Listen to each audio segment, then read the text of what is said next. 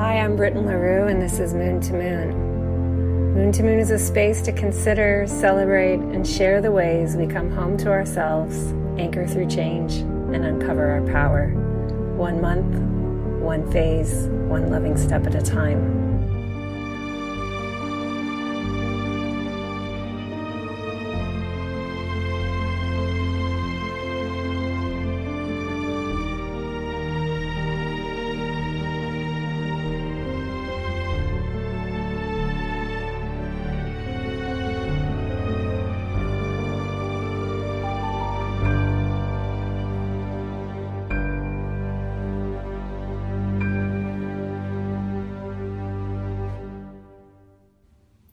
Hello, Moon to Moon.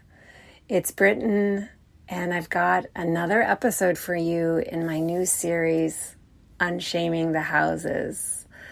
I'm so excited to share this episode with you. It was all I could do to hold on to it for 2 weeks until I could put it out there according to my plan.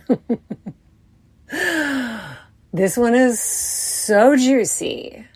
Because you know what? The second house is juicy. So before I go any further, let me just back up for those of you who may be finding this podcast and haven't listened to Moon before, or maybe you are unaware of the larger project that I'm doing. So I'm creating a project that I started this summer. My voice is so thin because I've been doing so many recordings lately for my different classes. This summer I announced in an episode a few back called Grief is the New Shame that I was expanding my project of looking at shame and astrology. This is a project that I've been doing since earlier in 2023 when I announced my Unshaming the Signs project, which was primarily an Instagram with monthly workshops. And then last spring, I was on the Astrology podcast hosted by Chris Brennan, and we did an over 4-hour episode where we looked at all the signs, and we did Unshaming the Signs together. And that was an amazing experience and a deep honor that felt like just a real peak experience after putting so many hours of devotion into this project. I'm really interested in looking at the ways that shame can be alchemized and transmuted through us who speak astrology together, whether you're a practicing or professional astrologer, or whether you're just learning how to attune to the language.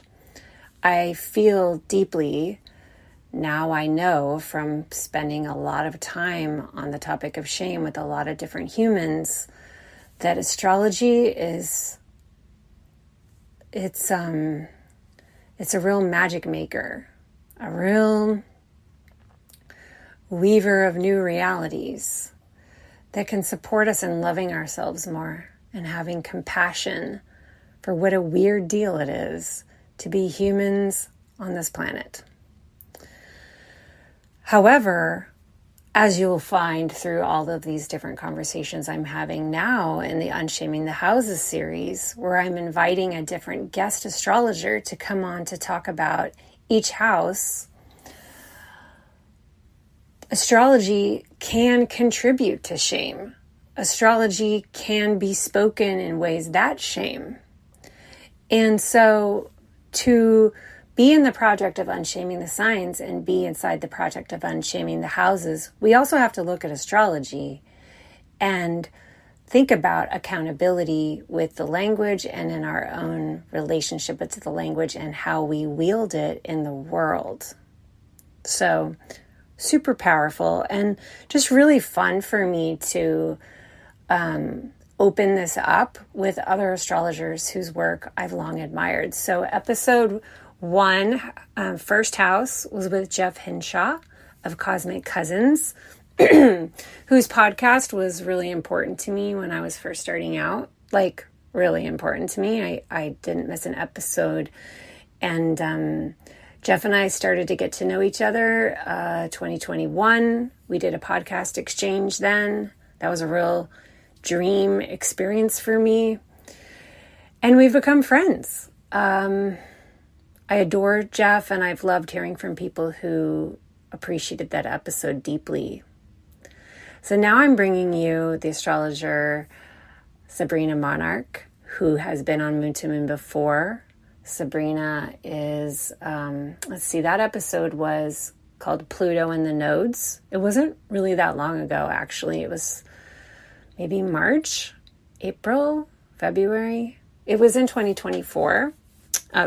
Huge number of downloads on that one. So Sabrina is someone I've been following for years.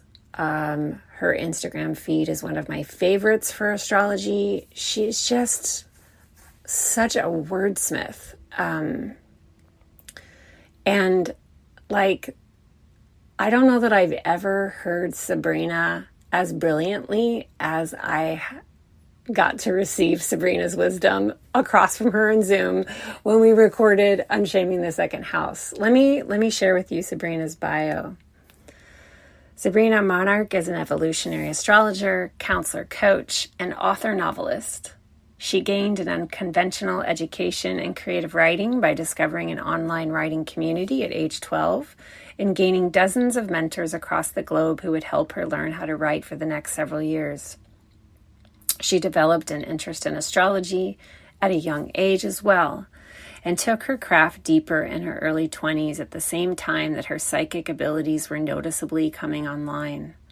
She produces video forecasts on YouTube, written version available to her mailing list, and is the host of a podcast about spiritual lifestyle and personal evolution called Magic of the Spheres.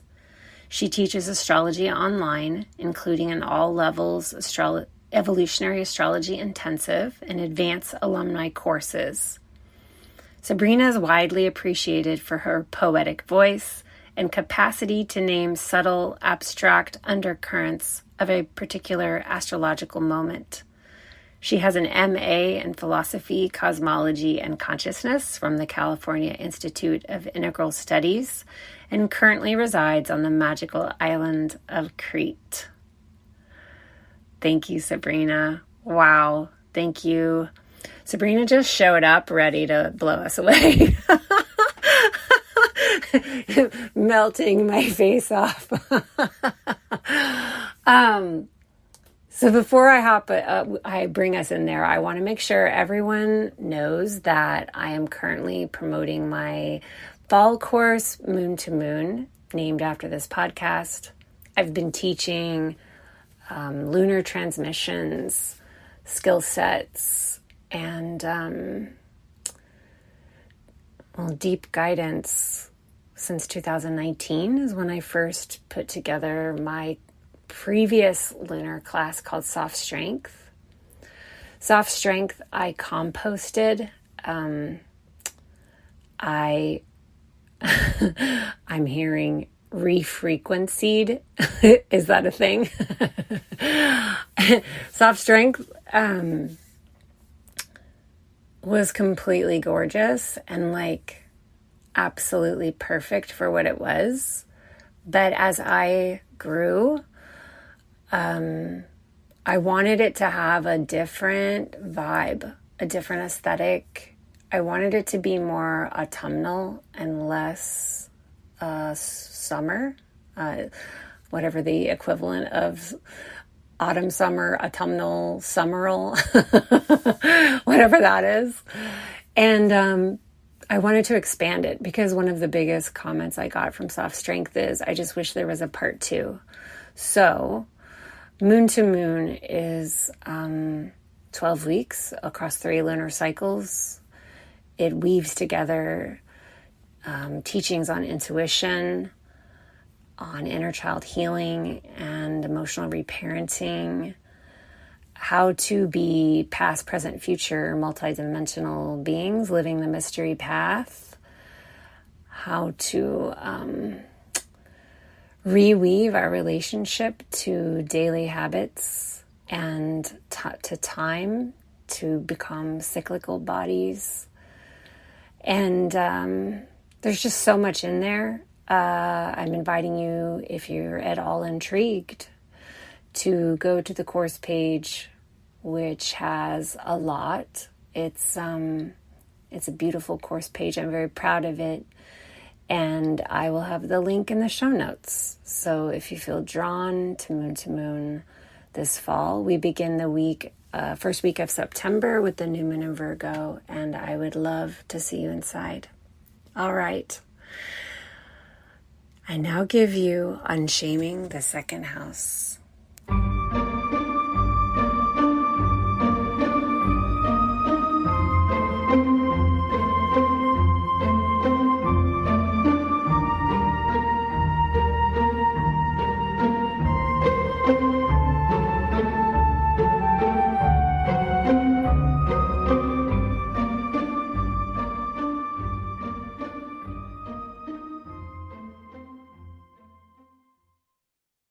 Welcome to Moon, Sabrina. Thank you for having me, Britton. Well, welcome back. Actually, it wasn't that long ago that you were on here. I guess that was this spring. We talked about Pluto and the nodes. That's had a huge listen, by the way, and maybe near my top 10. Thank you. I love that conversation. And you were on my podcast also. We talked about unshaming Sagittarius. Yeah, thank you. That was, I think, one of the first times I went like outside my own space, speaking about unshaming. And so thank you for having me on.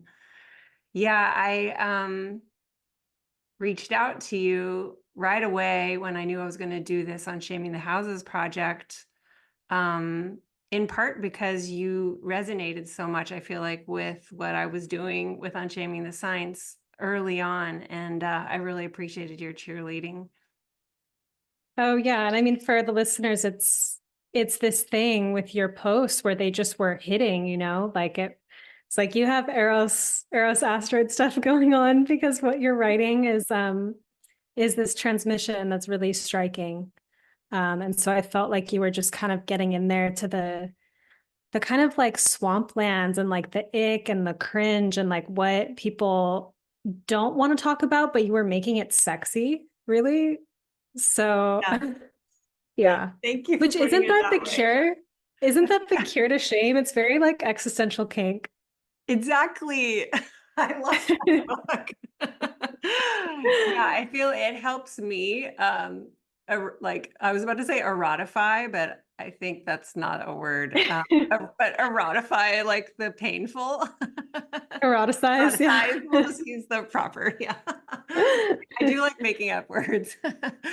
But yeah, well, thank you. And yeah, when I was feeling into it, it was like, oh, I hope Sabrina wants to do the second house, because I just had a feeling like you would have so much to say here. So Yeah. I mean, you knew my son was in that house, so yes, Pisces rising, Aries sun, there it is.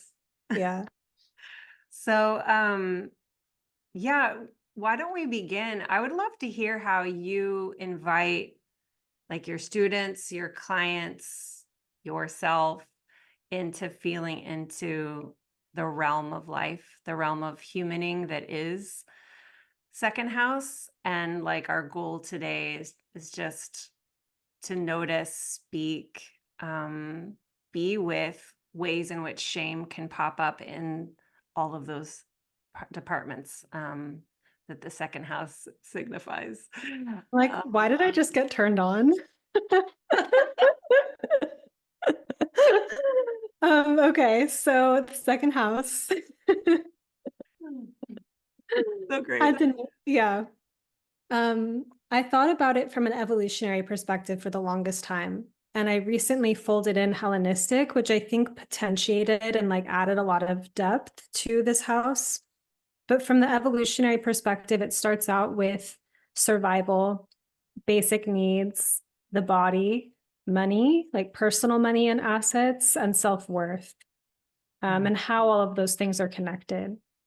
So, we could elaborate a little bit that basic needs are things like love, touch, food, connection, belonging, and also what's really specific to you.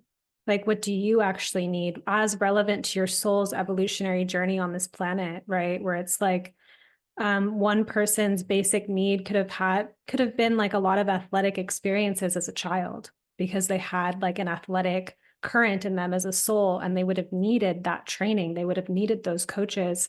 Whereas someone else may not consider athletic training early in life a basic need, right? So just thinking about how specific it could be versus something universal like people needing touch, love, right? All of those kinds of things.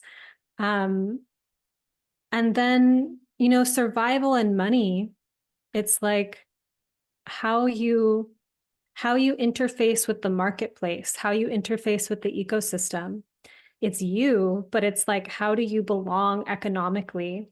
And so it doesn't matter what economic system we're talking about. We could be talking about current day and age in the West. You could be on a commune somewhere. You could be, really in any kind of cultural context. But it's like, how do you earn your keep? How are you seen as valuable? How are you contributing? What are you offering? And is that part, like, is it recognized? Are you seen as valuable? And the way that that directly translates to whether or not you survive, right? Like, and it's like, that's really heavy. And I mean, it can be really juicy too, because it's wonderful to feel in connection with value. From an intrinsic perspective and also from the erotic perspective of being seen that way and being included in the flow of abundance in life because you feel like you are contributing and that's how you're being reflected by the world around you. And then if we take in Hellenistic astrology, what I loved about like one thing that really stands out in particular is this idea of the gate of Hades, this way that like the second house is like a dark house or it's a difficult house. And it's not exactly saying that money is the root of all evil or something like that, but it is pointing to the way that people go to hell for money. People go to hell because they don't have money. People go to hell because they want money, because they're greedy, because they can't figure out how to make it, because they're spending all their time and energy on making it and losing other opportunities in the meantime, et cetera, et cetera. It's like whatever the unique complex is. And I think actually just really presencing this, that like everyone has money stuff. And you can also be really creatively realized around money. Like you can be at a place of fruition and really having like figured it out in some sense, but there's always going to be stuff. There's always going to be the weird little patterns that come up around like, do you use excess money to make your problems go away? Do you use it? Do you manipulate people with it? Do you pull strings with it? Do you are you always kind of in like a feast or famine cycle? Are you living a life that's under your standards and you feel like your life is undignified because you don't have enough? Whatever it is, like there's a psychology, like people are going to have something about money. And I think, if I don't want to skip ahead too much to shame because I want to hear what you think. But I think there is something about if we even just universalize it of like, no matter what a person's life looks like, how wealthy or poor, et cetera, they are, like we have money stuff. And I think even just accepting that and making it more neutral, because I think that's part of what makes shame more intense is feeling like it's unique. So yeah, I'll just stop there and see what you think. I'm curious what you think about the second house and the significations. First, what I think is just thank you, Sabrina, for showing up and delivering like so much genius straight out of the gates. There was a lot there. One picture I was having listening to you, thinking about Gate of Hades and this kind of ways that we can get fixated on looking for something from money or from our need for survival, and like this is probably a shame-based mechanism. It's almost like seeing us like reaching, digging like into the root, like trying to grab, pull, and almost like losing ourselves head down and buried in the gate, you know? And in that sense, we've lost our ability to appreciate what we have here above ground. Yeah, so thank you. What was it like for you when you were discovering astrology and you were learning things about charts and sun placement and feeling into like, okay, so I have a second house sun. Does that resonate? How, like, what were the stories that came forward as you were discovering your chart? And then where do you feel like you are now? I know that's kind of a big arc, but I'd just love to hear you riff. Yeah, I can't remember when I started to see myself as a second house sun, because an earlier, when I looked at my chart in Porphyry and in Placidus, it was always in the first house. And now I see myself, I work with both Porphyry and whole sign, but I resonate for myself with sun in the second house deeply. And I think I've just had a journey around money, right? Or like a journey around even like athleticism, Aries, as a sense of, connected to self-worth and whatnot, but specifically around resources. Um, I just feel like I've had this intrinsic thing where I've always wanted to have nice things. Like I remember looking, at clothes as a kid, or like looking at magazines and just like having so much desire and just like wanting the freedom to purchase things that I wanted. And I never really felt that that was wrong. I never, like, even though there was messaging around of like, don't want things or like, be, whatever the message is to just like, calm down, don't have so much desire for like frivolous things like clothing or whatever. Um, I just really wanted it. And then it got to a place of like, um, I, there's like lots of backstory and whatnot. So I'm trying to think of like the most concise way to share it. But I was really blessed with like family support around like my career. Like I had this space to be able to build my career and to have support while I was doing that. And I felt this gnawing sense while that was happening of like, I need to figure this out. I can't rely on my family forever. My dad was like, speaking of the sun, actually, also, he was like literally dying, like he was sick. And it was like his work and the money that he was making from his work that was like translating to, me having. And so I just felt really confronted by that of like, my dad's sick. I need to get a handle on this. Like, I need to be able to make money. Like, at some point in the future, this has to change. So I had this cushion. I definitely had like a net, but there was this internal psychological, like personal thing of like, I need to figure this out. And so I went through these different processes of like working with coaches, mentors, developing my offerings, developing my craft, developing my value, um, to figure out like, one, how do I make salary, just like a living?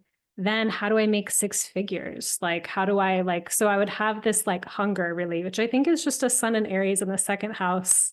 Like that just sounds like that, Mm. So I think it's definitely been connected. It might not be, I think maybe it's a part of my self, it's a part maybe of what people see in me. Like I know, um, like when I've ran Kickstarter campaigns, like I just ran one, it's like very public in some sense. I've talked about money in public, but I'm not like a money coach or something like that at the end of the day. So it is something that like can be seen in a solar way, but I notice it just internally. It takes on so many layers of like, do I feel nourished? Do I feel valuable? Am I like able to luxuriate in enoughness? Whether that's like my relationship with money, whether that's my relationship with my body, or just like enjoyment. Um, that it can become very basic. in some sense. Hmm.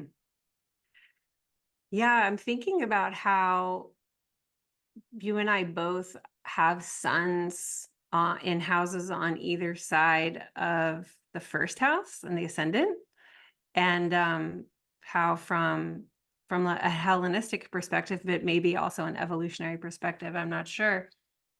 There's this thing to keep in mind about the second house and the 12th house, as well as sixth and eighth, is that the first house, the ascendant, can't see what we're doing in those houses. It's like blind spots.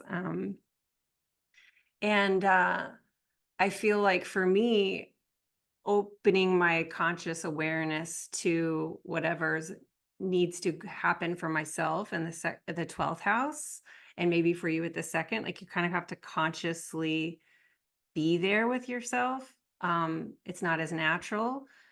It helps with the forward momentum of the first house. But until I learned astrology, I didn't really have a language for even like visualizing, like the chart is so visual, like visualizing what's going on in those parts of me that are associated with those different houses that are unseen by the ascendant.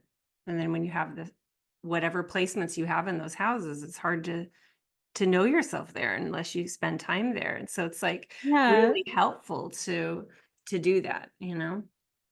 that actually just clicked in something for me too, of like, I think about it with clothing a lot as at least a really direct example and also a metaphor. But the direct example being like growing up, I did not feel like I could wear what I wanted. Like I couldn't afford it on my own and I couldn't get my family to buy it for me. Right. So as like a kid, if you're looking to, where am I getting resources? So I felt just like really unexpressed in that way and really like it took time for me to express myself physically in terms of my appearance and clothing. But once I was able to do that, there was a type of confidence that it gave me that was really life changing. And I think that I didn't like get to know myself until I felt empowered sufficiently to express myself at that physical level.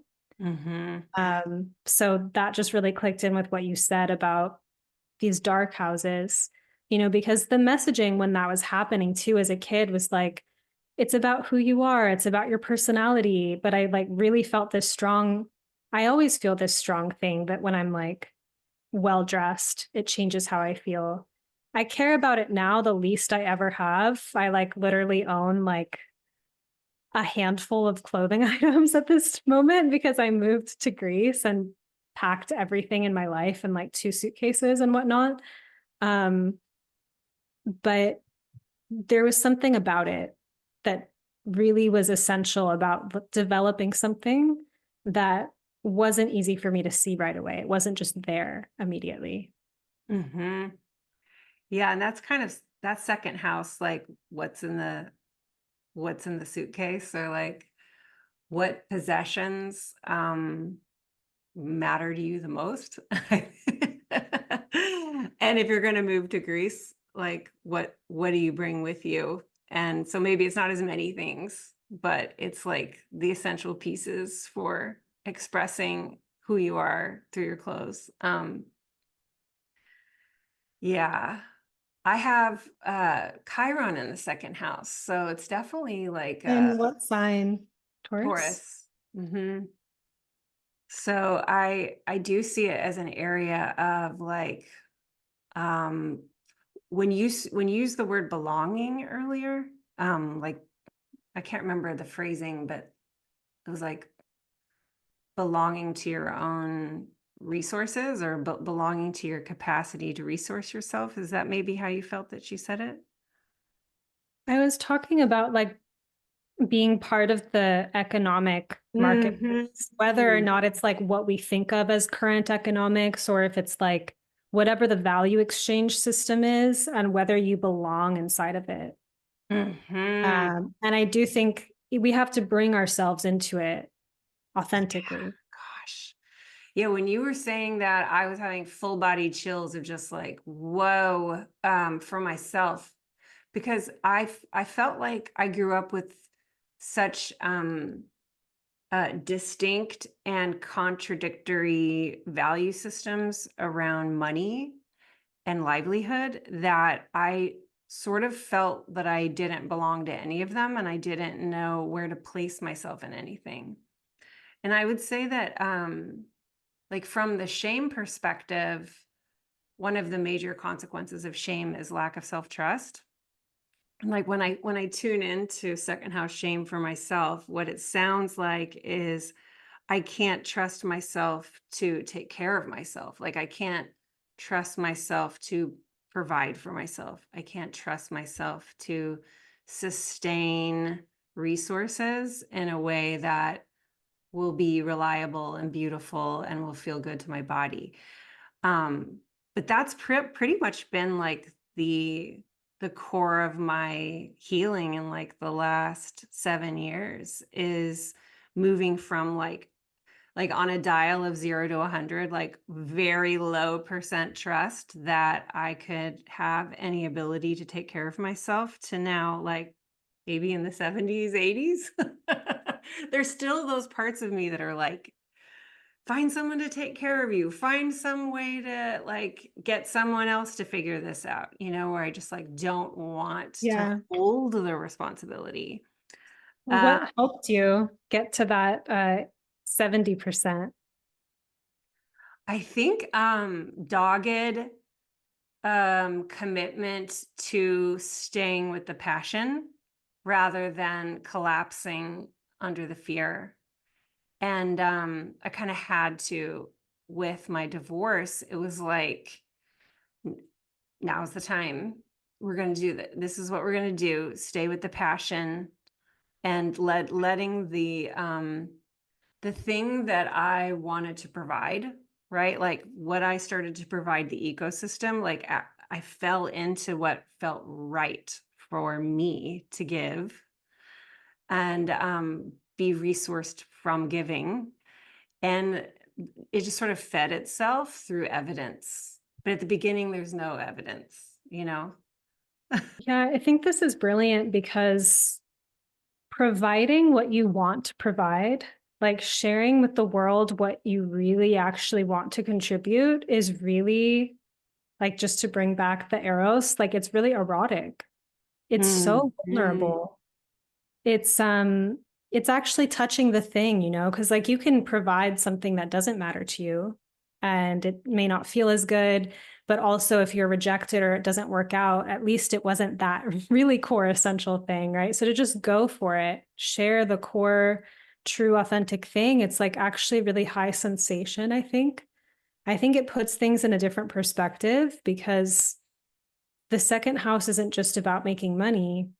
Like if money is the king in that way, there's all sorts of fables that show how that doesn't work out when you prioritize money, but that if you prioritize like the service, the gift, the offering, that money and resources can flow forth to it. Like I think that's kind of the big secret of the second house in all of these different myths and whatnot. And when you had that current move through you of like feeling called to share something and surrendering, like you're going to give it a shot and not like collapse into the fears, it's like you entered this timeline, really. Man, I feel super weepy. Yeah, I think that's really it. And I think that, you know, from the shame perspective, if you think something's wrong with you, if you don't think what you have to give is enough, if like you don't feel like there's any evidence that the world, the ecosystem wants what you have, then it's like this kind of like there's this blockage so that it's not getting out into the world and you're not getting back from the world. Right. I think it can be hard to see what the thing is too that we have to offer. Like it takes time, experience, reflection, and that may not be happening as quickly as the pressure to survive is. Yeah. Wow. Yeah, and I didn't discover this till midlife, and I do think all timing is perfect on this, because everything that I was learning prior to the awakenings that have come in the last 7 years, it's all still part of the food that I'm sharing, I just didn't know it as such at the time that I was living it. Yeah. Yeah. So tell me, when you sit with your clients or your students talking about the second house, like, I'm just curious, what kinds of placements or what kinds of things do you see, especially vis-a-vis with shame?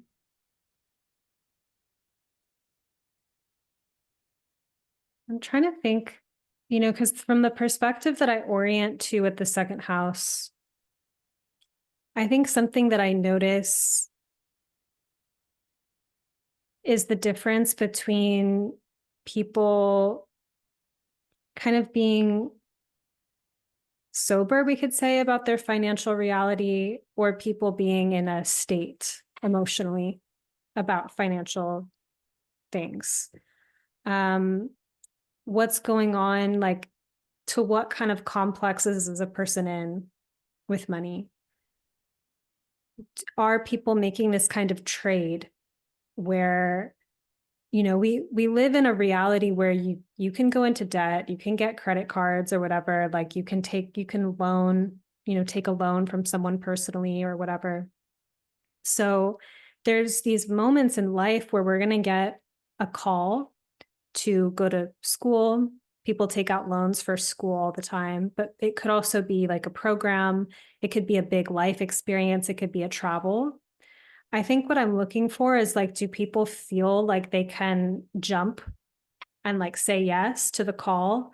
Or does something come up over them where they're like, I can't afford it, and they shut it down because of the money?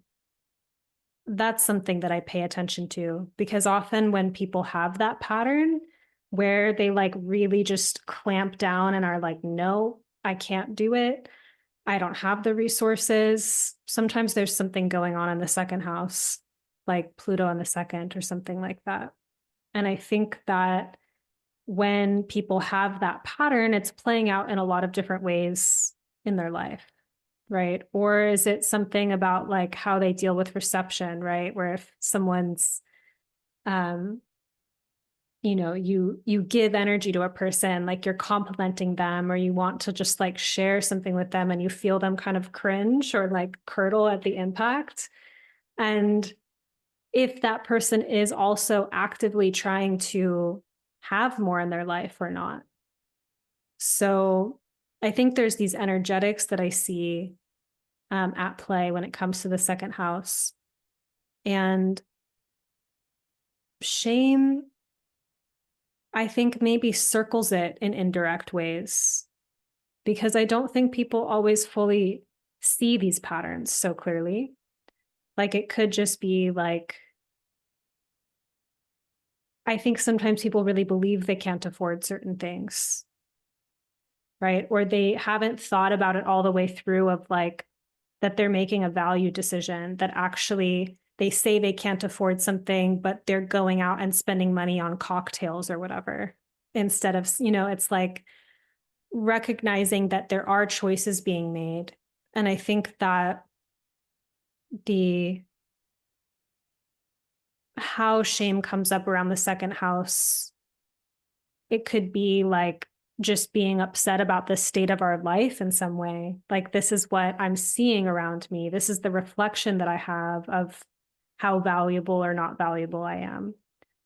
And if there's any capacity inside of that to like look under the hood and see, where have I been investing my energy, time, attention, and money? And can I look at that? If I start to look at that, do I start to get all this sensation? Like, I feel this cringe. I don't want to look at what I've been spending money on. I don't want to look at my numbers. Like the avoidance basically that comes up, and how then there can be a collapse of like just doing things that are comfortable. Like I'm not really getting the full nourishment, but I am numbing out, snacking, watching Netflix and chilling. And I'm in like my own little comatose like state with that. Like I think that it's hard, like I don't know how always pointed to the exact thing shame is with the second house. I think it can be a little bit more of like a numb fog layer. I think when you start to actually touch the actual thing, it starts to be more charged and have a lot more vital kind of like energy inside of it. Wow. That all feels so true and so real. Yeah. Thank you for bringing in the piece around sensation and capacity, because I think that's so much of what's here, especially regarding shame. Yeah.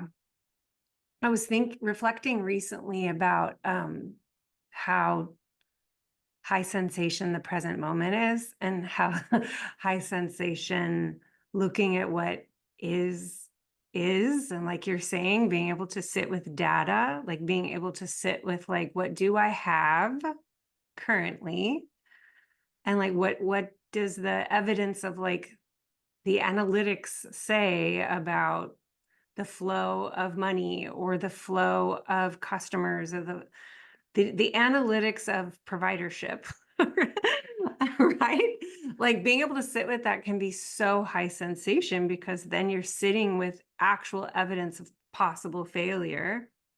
And it can be like the numbing out I see can also take place with like setting goals or expectations that are not grounded in the data of what is here. And so goal setting and expectations can then be set very irrationally and ungrounded in data. And so then there's like this continual pattern of which increases shame around disappointment and lack, and like evidence of it not working out, that really begins with not being with the current flow of data. And that, speaking to like my own journey, like increasing my capacity to sit with like what is actually happening in my bank account, or like what is actually happening with like traffic to my website or whatever, these kinds of analytics, being able to sit with, what do I actually want to be making a month? This type of stuff has been a massive part of the journey of starting to trust myself as the provider in my life. Yeah. I love this phrase, like just able to be with the flow of data, right? Because I think it also brings in like sometimes there is actual enoughness too. Like we can be numb to the resources we do have. And it can also be, I think people feel this a lot, where it's like you might have enough in the bank. You might have a supportive community. You might actually have a net of people that, if you like actually let yourself go in the catastrophic thinking of like, if I were to just become completely bankrupt, like who would let me sleep on their couch, right? Like if you even go down that mental rabbit hole and you have resource in that way, you have a nice, like safe place to live, you have privacy, you have your own room, like whatever it is, if you just start to like take inventory, there might not be a lot of sensation inside of it, because there might be like a lack of reception to even feeling it. And there can be grief or shame inside of that. This happens with wealth too, where people are like, what? They have things and they can't feel it. And so how to kind of sensitize and tenderize ourselves even to open and receive what it is that we do have is another way. And like what you're pointing to as well, of like, when we're in touch with what we have, right? If you're in a craft room and you know all the supplies you have, you can work with them. If you know what your resources are, like actually know what they are, you can work with them. If you know where you are, you can take the next step from where you are. If we don't have access to that inventory or that data, and like you were saying, we're just in some kind of fantasy, or it's like almost like a punishment, like, here's your 5-year plan. You're going to figure it out and get your life together. Like, and there's that energy, but you're not even starting at the ground, then yeah, you're in fantasy, and then it's not going to work out. And then you're going to feel bad that it didn't work out. And it all began with just not being with what is. And I loved what you were saying about how high sensation the present is. Like, it's where all the charge is. And for whatever various ego, personality, defense mechanisms, etc., like, we can be really guarded against that. And a lot of that ties into the accumulation of wealth or things. It's like, how can I buffer myself from the threats of the world, the possible tomorrow where I'm going to lose everything, the time a few months from now where I need this cushion, right? Like, there's all this like protection that's trying to happen through the second house. And some of that's valid, and some of it is missing a basic sensitivity to what's there, including maybe even a deeper trust in life itself, or the earth, God, goddess, Totally. Yeah.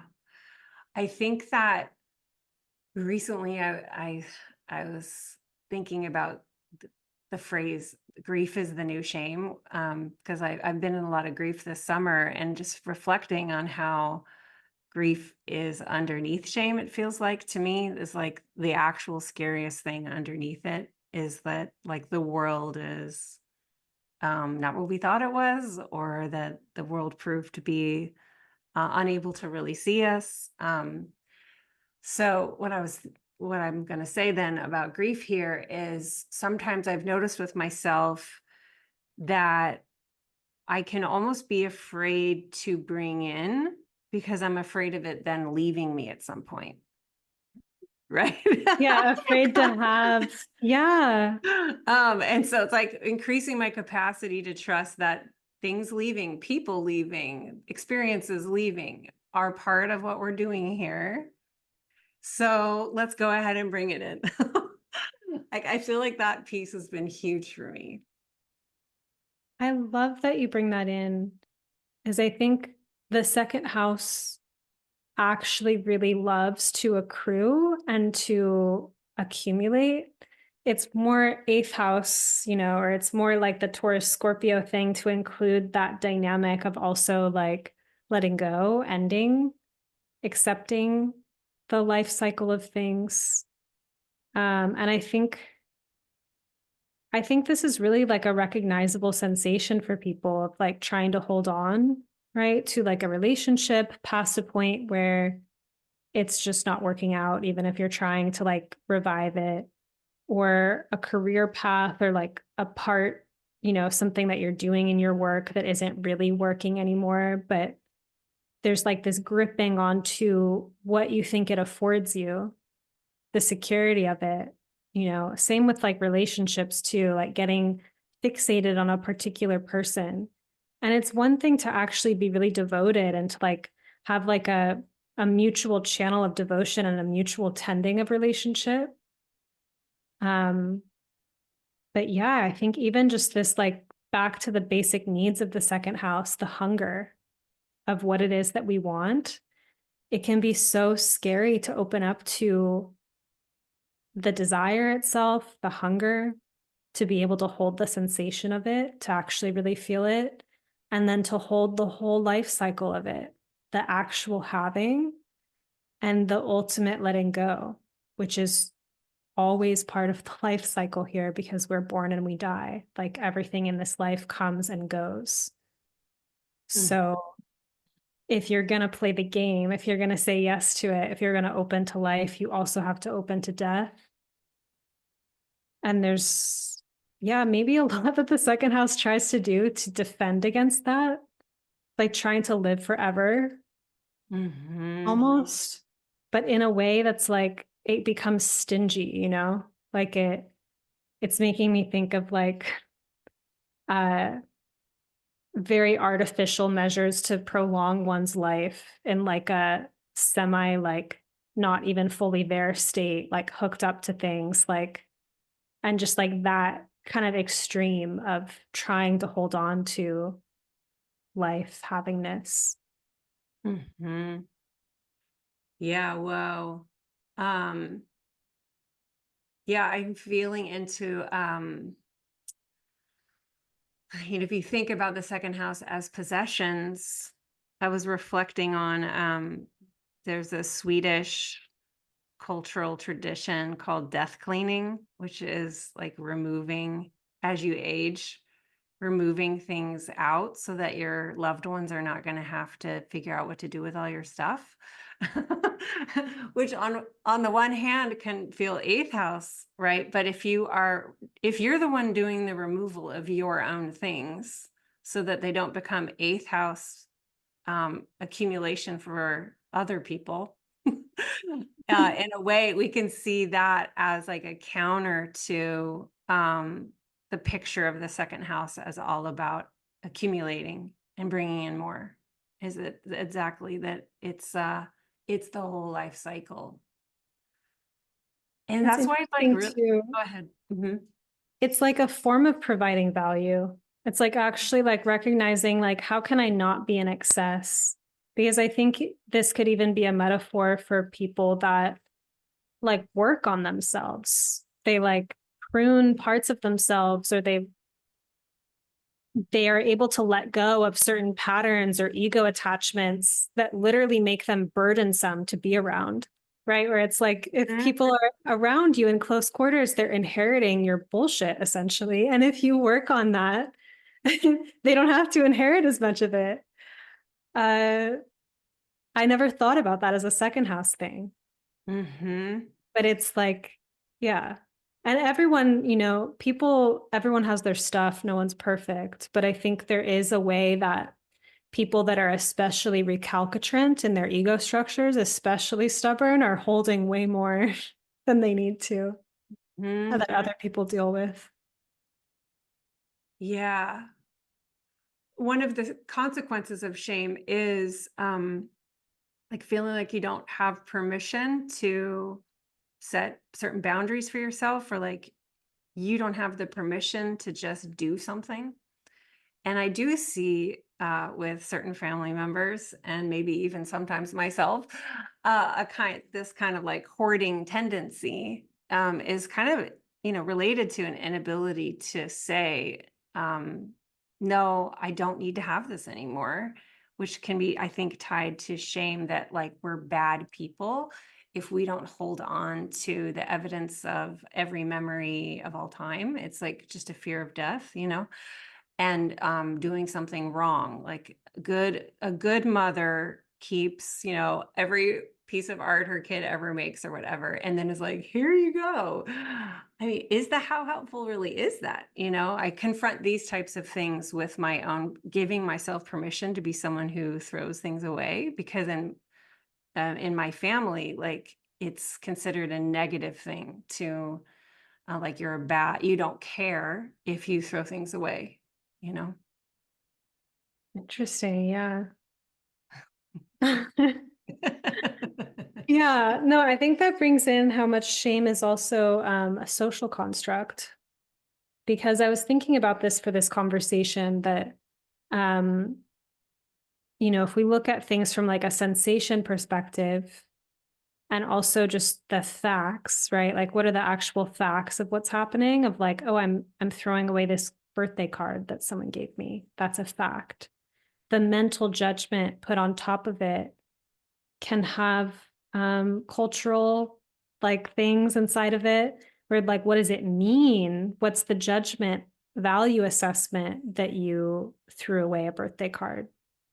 And that translates, it's like there could be sensation actually, in a neutral but still emotional way to throw away a card. And like you said, that like symbolic death inside of that, like there could be a sensation. But if then there's this whole story and this shame on top of it about what it means, um, yeah, then it gets Completely. This really brings in how I feel like for so much of the second house is inherited in terms of family and cultural storytelling about what's possible with havingness and enoughness and abundance, scarcity, what the evils and the desires around money, status, opinions, what makes someone be in status, value judgments, and biases that we just inherit, you know. And it's like it takes getting a little older just to realize that we're looking through the world and we are in relationship with havingness in ways that it's conditioning, and that the clearing, like you're speaking of clearing that out seems like so crucial to really connecting with your second house in a way that feels more potent to who you came here to be. Yeah, I mean, I like even just sitting with the havingness and not havingness, you know, like there's privileges in the second house in terms of like whatever we inherit in terms of family resource. There's also genetic things or like appearance things, like just being born with certain qualities that are seen as valuable in the culture at the time.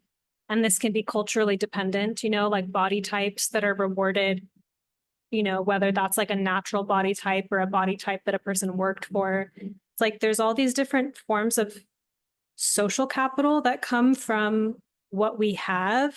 And not everything that we have did we particularly engineer on purpose.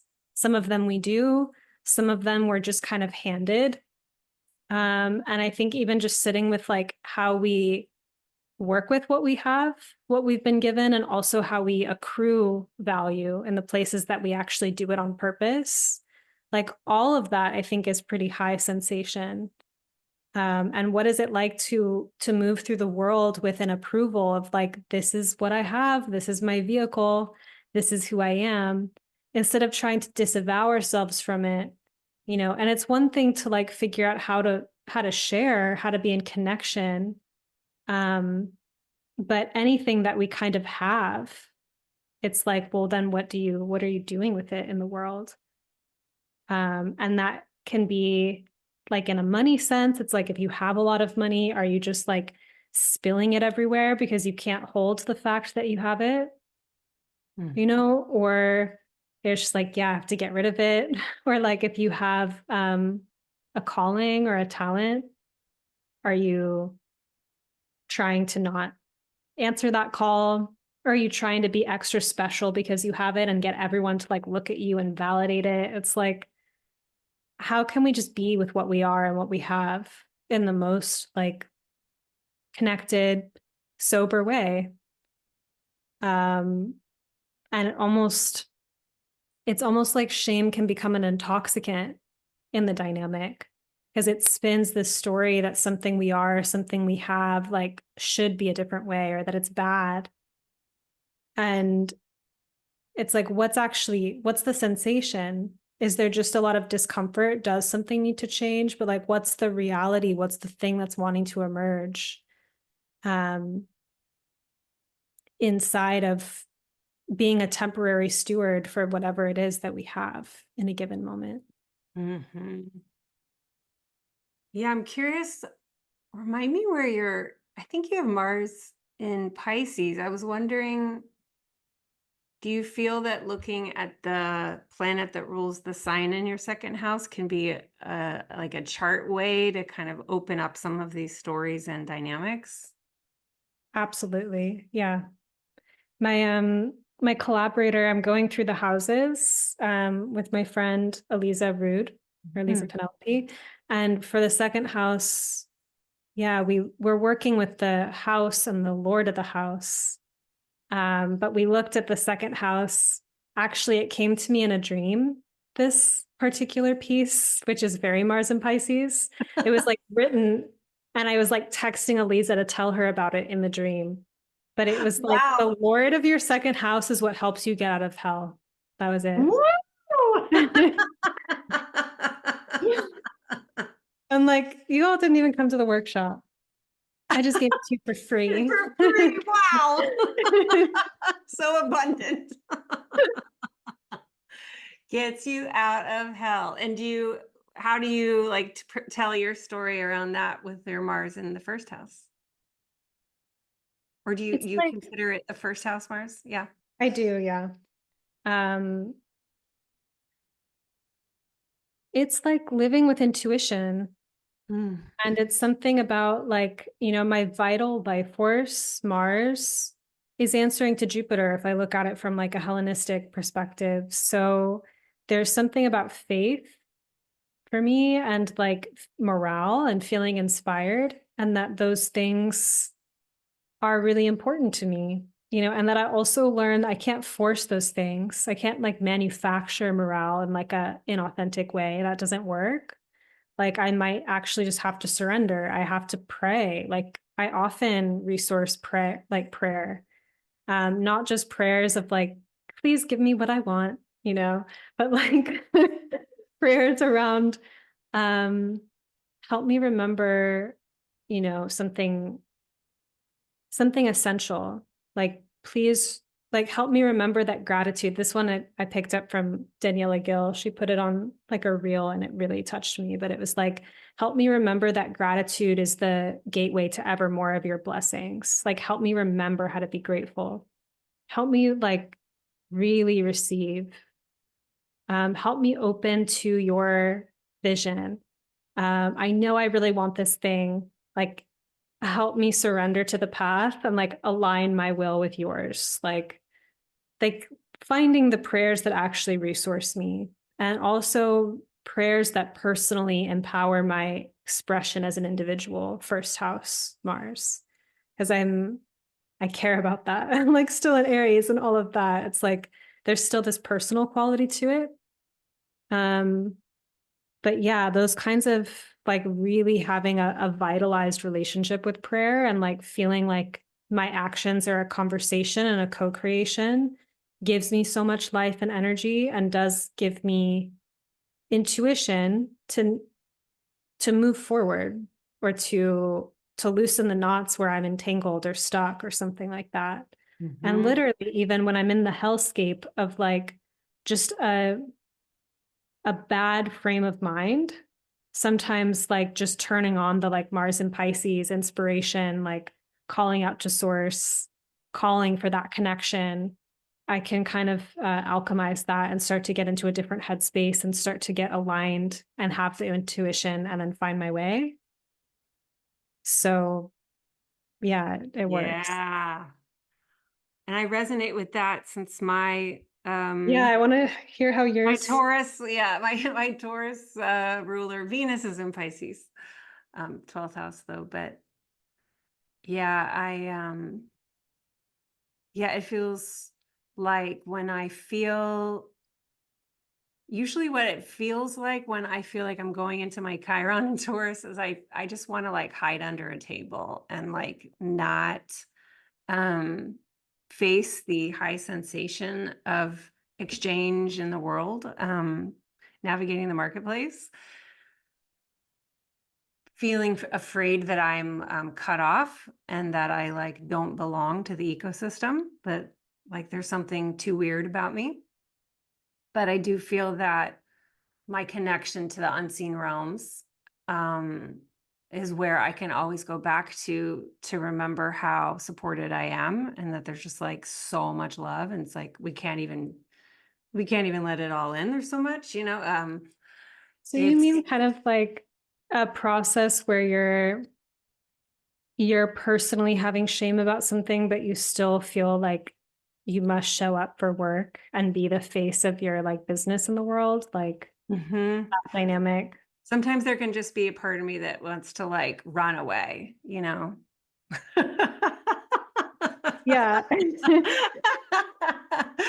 Just kidding, guys. No, I mean, it's disappears. normal.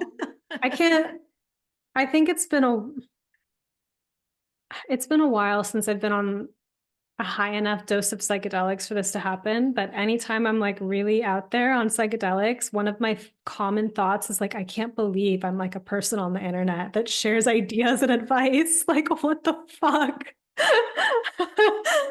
And I start to think about, I mean, I start to think about not doing it or something like that. And then as soon as I'm like, it's past, I usually have encountered some kind of idea that I then turn into content at the Right, end of totally. There's always more. I'm just like, I can't help it. This is what I do. This But I is what think, I do. yeah, but I know what you mean. It's like this particular cringe of like being in the spotlight and also the kind of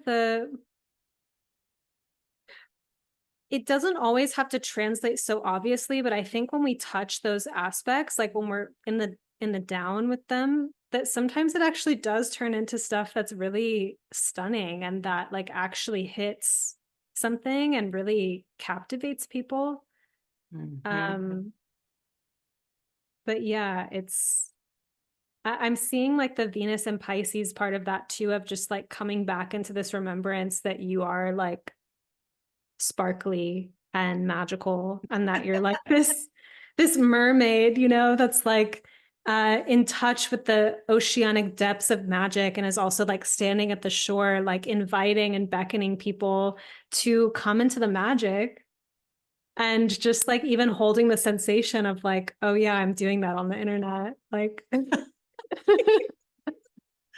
Yeah, I think usually when I feel a wall come up around me, it's related to like old pictures of my younger self that everyone's expecting certain things from me, like, I'm gonna have to deliver.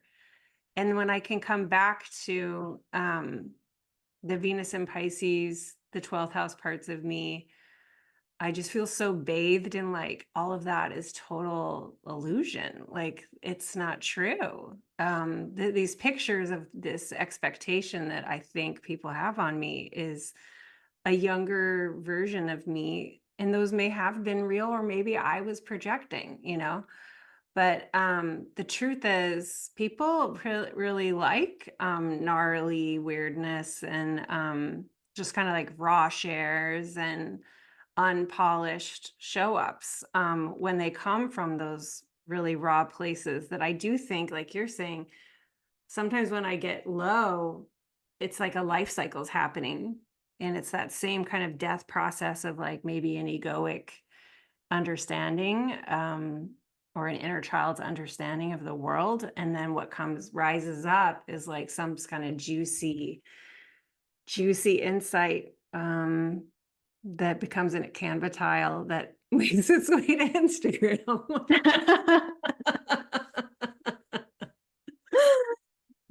Yeah, stuff from the land of Hades. yeah. That these like the roots and the gemstones and stuff down there is also part of the second house, that's Yeah. You know, I think like we're retrieving like something really essential about us in the second house. Mhm. And it is possible that we or people engage with them in this kind of convoluted, twisted path where it's like we're doing these things, we're doing these behaviors to get validation or get value. And we like untangle that and find the essential thing. Um, that's just part of the path, I think. Mhm. Mhm. And finding that thing about us that is essential, that has like a something essentially us in it, um, and accepting it really. Because I think there will be parts where it's like for me, um, I share a lot about myself on the internet. I'm like a a diaryist in public. I love Anais Nin, she like shared her diaries. Um, and I love my work. I love my site and the things that I share and create. And then every now and then I see myself um, as like a future wife or as like a romantic potential or as someone who might enter another person's family. And this thing comes over me and I'm like, wow, like, am I like low value because I'm out here just like talking about all the sordid details of my life in public? Like, and it really gets to this place in me of like, that is like a little painful kind of thought to go down because what am I supposed to do with that? Like, stop? You know, like sometimes I've envied people that are just so elegant and private. You don't know anything about their personal lives. Like everything they do in the world is just like their professional life. And you don't Mhm. get the constant like vibe check and the story of their recent realizations and stories and whatnot. And I've had people who are like that actually tell me that they like what I do or like honor the courage in what I'm doing. And I'm like, wow, I just wish I could do what you're doing and be like elegant and private. But it's like that thing, it's like, if I look at my chart, it is kind of essential about me. It's written all over my chart in multiple ways that I am this way. And I just have to trust that I will find the right partnership for me and that I will cross bridges of, because for now, I don't answer to anyone about what I share publicly. I share whatever I want. It has to go through my own nervous system. But it's like, I imagine in partnership, in devoted partnership, that there may be, I'm not just going to say, I already don't do that with friends, like share their private information or like it will be a negotiation, I'm sure. But just to even trust in the first place that I don't have to change how much I share in public or how much of an open book I am in public because of this idea that that's somehow shame worthy and that I'm setting myself up to, be single forever, whatever I think it makes it mean. Mm-hmm. Like, what is that Yeah. essential thing that you really can't change or that you could change, but you're really compromising a big part of yourself? Yeah. I see you as very elegant, Thank and you. not private, but I'm the same way, right? Like between my Mars in Cancer and my moon at the top and Capricorn, it's like become so important to share my emotional experience. And it's actually, I found it to be an incredible like filter for partnership because I don't want to change. I want to be celebrated and have someone trust me that I will know where the appropriate boundaries need to be. Um, but yeah, I think that's probably why we resonate with one another is the openness. I do admire people who are private, but I also feel that I just connect more to people that really share the raw stuff. Yeah. Thanks for saying that. And also for the example that you can just hold it actually with this dignity and self-respect and call in relationship inside of that, like be met there. Mm-hmm. Yeah. Yeah. It feels like going back to the idea of values as a second house thing. Once sharing your truth and sharing your lived emotional experience is of high value to you, then it's like stake in the ground. Everything can turn around that.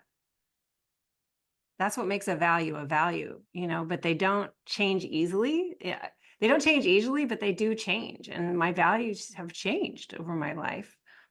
And they just have become more me, I feel like. And the more me my values become, the more it feels like flow, uh, trusting and abundance coheres to the values that feel the most right for me, which are going to be a little different. They're quite different than those of the social networks I grew up in. That sounds like the arc out of shame then. Like actually just knowing what you value, knowing who you are, and being able to stand by those things. And I Mm-hmm. think that there's like a non-wobbliness inside of that. Yeah. Yeah. I think what shame can do is it creates the wobbliness, and this sense of like, if we can't hold it for ourselves, we will take on just the value systems of whoever we're with, you know? Yeah. And there's a Piscean part of me that really enjoys like taking on, my Oh, environment. no, it's a Venus and Pisces problem I share. I'm just like, what do I value? Wait a second. That would limit me.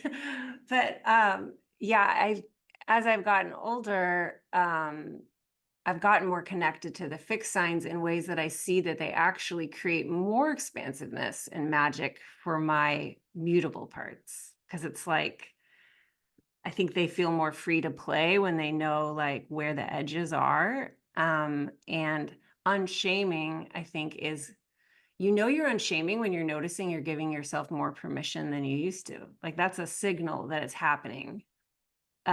Is like, oh, I didn't need to ask permission to do that. I just decided to do it, or be it, or whatever, or say it.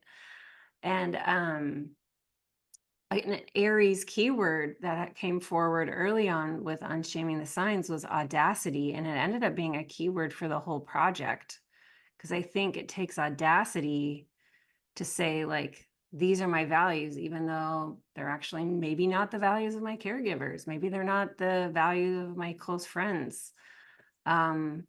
Maybe my kid is going to have different values than me. It doesn't mean I was like quote unquote bad parent. It's not so symbolic. That kind of stuff is like at the heart of, I feel like, my midlife. But yeah, it does feel helpful. Does audacity resonate with you? Yeah, and I think even just naming that part about value differences, it's like we can be inclined to take it personally or see it like you saying about like if your kid has different values and thinking about what that means as a parent, when it's like people's values are actually really connected to their soul journey.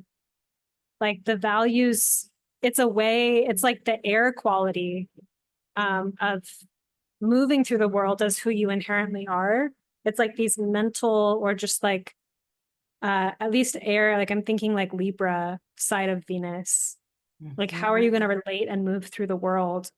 And these things we do influence like our relationships. We might influence people and influence what people's values are, but we don't ultimately have control over that. Like we can inspire people in some sense, but people are on their own journeys. Yeah, I think audacity with the second house, that audacity to like claim, right? There's a lot of ownership actually with the second house. And so we've been talking about that in like a literal sense of resources, but there's also like ownership in the metaphorical sense of like owning who you are, what you stand for. And the way that shame is often like a coercional, if that's a word, tool, to like kind of try to shame someone into compliance or into changing by making them feel as though, and if a person has shame, they are manipulatable in that way. So it's like real villain era kind of stuff to just not have shame in a place where people expect that they can shame you.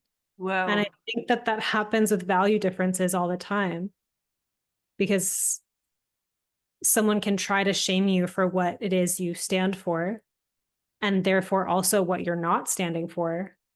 And if you're capable of being shamed there, you can be swayed. Yeah. Yeah, it's like that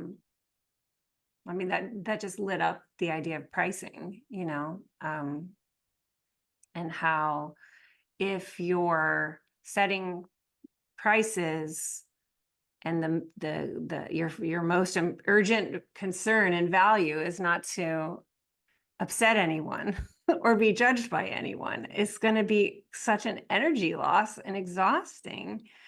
But it is such like a vulnerable place, to think about prices and stuff like that. Yeah. And I mean, I think pricing, but there's like a plane overhead. You probably can't hear it. Oh, I don't hear it. Yeah, with pricing, I mean, it's a boundary too. It's like this is either the minimum at which I'm going to give this service. This is like the minimum at which I need to be able to provide this. And then also the range of like, if you price something out beyond what you can even receive, it'll be hard for that to even really be viable in the marketplace because you're not holding it or it's not in resonance. So there's some kind of like sweet spot with pricing. But yeah, I think that's going against that and like lowballing something, like unless the value inside of it is like, I want to work with more people. I want to be more accessible right now. Like I'm ready to like, and like that is actually true. But if it's like not a true thing and it's coming from someplace, it may attract experiences that you end up being resentful as a service provider, and you don't want that either. Totally. Um, yeah, it's weird. I've had some interesting experiences in my life so far of like really learning some great lessons with boundaries and like client relationships and feeling like that part of my life is really smooth and then being so confused about like romance and dating. And they're very different, but there's some similar things happening in terms of like, what are your standards? What do you accept? What are you a no to? And yeah, what are you available for and not available for? And just like, yeah, why it is that for a time in my life, it was really easy for me to hold the frame of being like a provider in like a work context and then like waffle and be super confused in love. Like, Mhm. yeah, Yeah, I was actually thinking about how my current partner, we've been together 3 years now.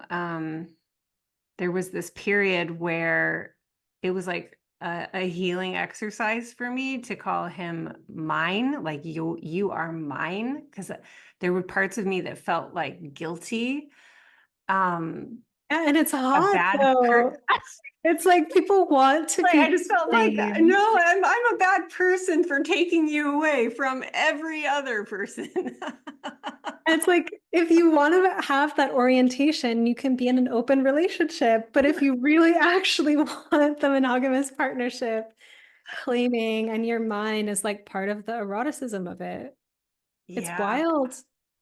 yeah, Yeah. that's some big stuff.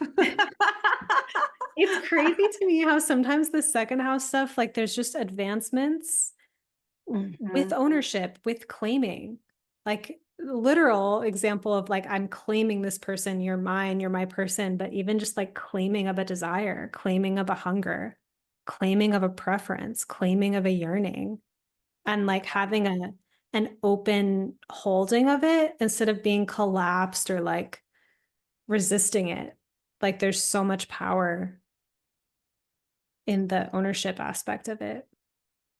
Yeah, it's I've been on this whole coffee journey, which is like a fractal for everything else around becoming a person with coffee preferences.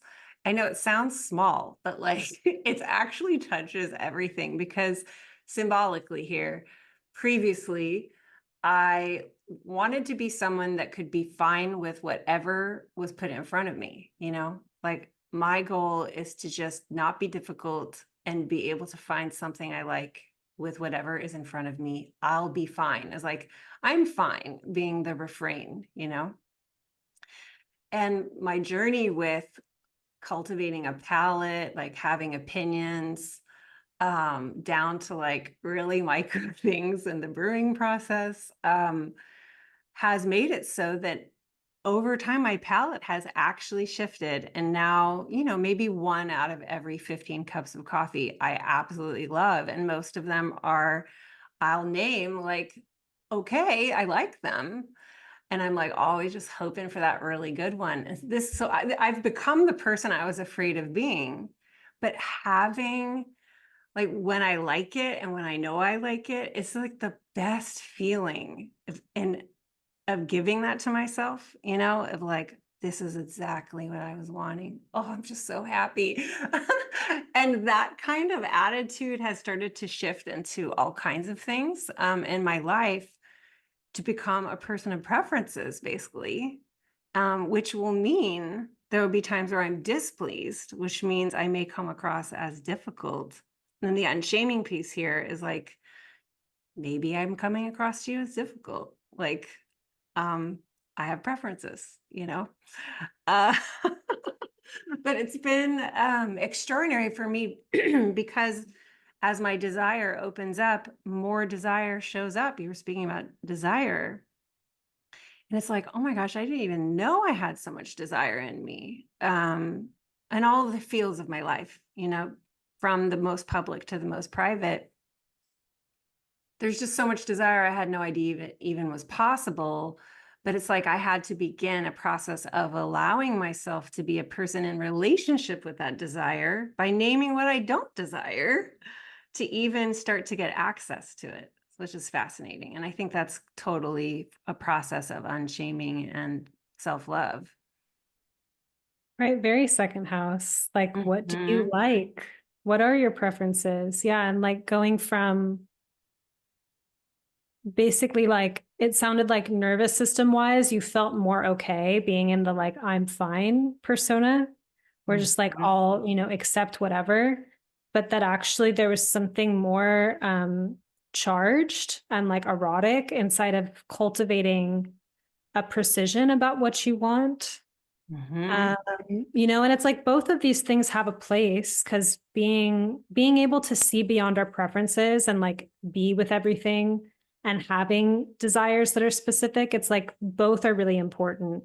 Yes. Um, but that you gave yourself like place to experience the nervous system edge and open into directing and cultivating and being a no and like having um more say in the cultivation of your desire. And then it opened up the floodgates for you to feel even more desire. Mhm. Like that's, Pretty you cool. gotta feed the second house. You Right. gotta eat to have the appetite. And it goes to show that like it's not, again, this theme we've had this whole talk around, like it's not, there has to be a death process. And in this case, every time it's a no, there's a kind of death because you're separating out what you don't want. And if it's just all accumulation and all yes, then how can you even direct that anywhere, you know? Right. Oh my gosh, I'm feeling like a completion energy coming in. Is there anything else that we didn't talk about here that you were hoping to name or bring up about the second house? Yeah, I did just want to say that like planets in the second Mhm. house, Yeah. um, we could look at them, and this is from our conference. This is your idea. I'm just answering your idea. Um, I will not own this. What's not mine to own. Um, the planets in the second house could speak to things that you have, like, I guess, shame or complexes or some kind of creative process around having it or not having it. Like, I really thought about it for me with the sun in the second house and how sometimes it's like a talent thing where I'm just like, this hunger of like, I need to be more like talented or something. Like I've had that throughout my life, or I'll like be envious of people's talents or whatever. And just seeing it as like, I've stripped it back where it's like not about, oh, that person's a great dancer, that person's such an athlete or whatever it is. But it's like, it's so solar for me to be preoccupied with like, do I have enough solar capital? Am I shiny enough? I like Mhm. never really thought about it until I got your question about it. So I was thinking about like planets in the second house of just like, if you think about them as resource and assets, and the process of a person feeling scarce or abundant in those things as part of their process with the second house. Oh, that's so helpful. Yes. I think that and then in my case, like Chiron became an asset rather than my problem. Um, and then now my livelihood comes from so much of that Chiron frequency. Um, Thank you for bringing that in. Yeah. Yeah. Yeah, I think it's funny because you would think like moon material would maybe of the two luminaries be more shame carrying, but actually I feel like the The sun's full of solar one. the sun's full of shame potential. Yes. It's like, yeah. Um, yeah, it's much more easeful to talk about the moon than it is the sun, I think, for um astrology students, astrology lovers. The sun feels so complicated, I think, because of we're afraid of we're fucking it up and doing it wrong, which is the Yeah, shame. it's just like you can't help but exist. It's like you're gonna have an impact. Everything that you are, every way that you shine is gonna make some people like it and some people hate it. Maybe people won't notice at all. It's like there's always something contested about the light that comes out from the sun. So I Ooh. think it's like the ultimate. I mean, it's like connected to Leo and like Leo's the strength card that's all about shame. So I think it's really, yeah, really connected to the sun. Mhm. Well, thank you for sharing about your son today and sharing your wisdom Yeah. in house. Oh my gosh, this is so rich. Is there Thank you for anything? inviting me. Yeah. I love to talk to you. I love to listen to you. I'm excited already to just play it back on the walk ASAP. Um, yeah, this will come out in just a couple weeks. So is there anything you would want to share that's coming up for you in the fall? Yeah, my next evolutionary astrology intensive starts October 8th. Okay. So I can send you the link for that. It's by application. It's a 4 to 5 month, sometimes it's 5 months if we take some weeks off here and there, evolutionary astrology program to initiate my students into fluency with this particular wisdom tradition that works with Pluto on the lunar nodes to get a soul portrait, like who you are as a soul, what you've brought in, and what are your lessons in this life. I think it's a really deep experience. And usually, there's something of the beyond in it, like beyond what people imagine. It's, I guess, like astrology is a mystery school in that way. Mm. But yeah, this is something I've been teaching for years. The doors are opening again. Applications are currently open. Um, I would say that's the main thing. Yeah. Thank you. And that's class you take multi-level, right? Yeah, it's all levels. Mm-hmm. Uh, including advanced practitioners, because there's many different forms of astrology, and maybe evolutionary astrology isn't something that people have practiced or studied. Um, but yeah, the class is designed in a way so that like all levels can get their bearings. And people that come in with more advanced practices, I mean, I love what they add to the class, and like, yeah, it's always a joy to have them too. Hmm. Thank you so much, Sabrina. Are you taking readings right now? Um, I don't know because I just the Kickstarter just ended. So now I have people that I need to, I guess, prioritize on my schedule. Mhm. But I do have like a mailing list and people can sign up for that to find out when my books are open again. Okay. Well, thank you so much. Thank you. This was so fun. Always.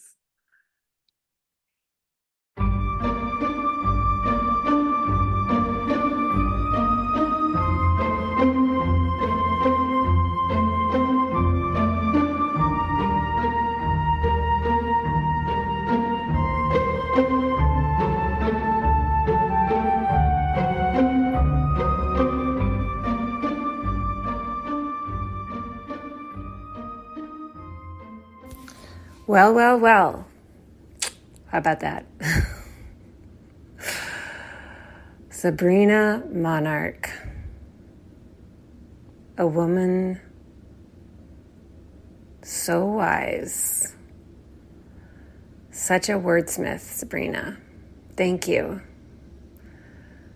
Really, really moved and impressed by all that you brought to this conversation. Thank you.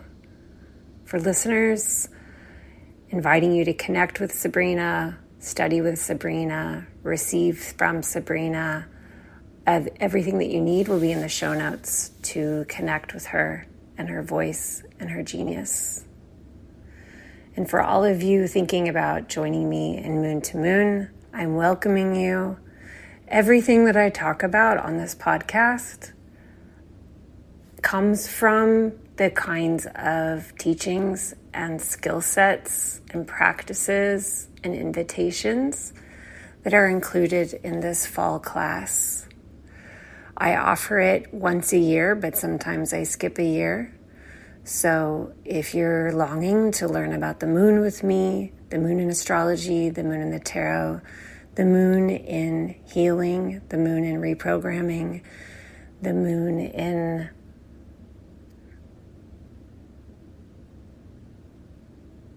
gosh, I'm like, what could I not include? It's my foundational course. So I'm inviting you in if it feels like now's the time. Now's the time to begin. Now's the time to deepen, or now's the time to return. Thank you so much for being here. If you've never left a review or a rating for Moon to Moon, I'm inviting you to do so now. It's such a gift. It's so appreciated. Thank you so much. Otherwise, bye for now. Thank you so much.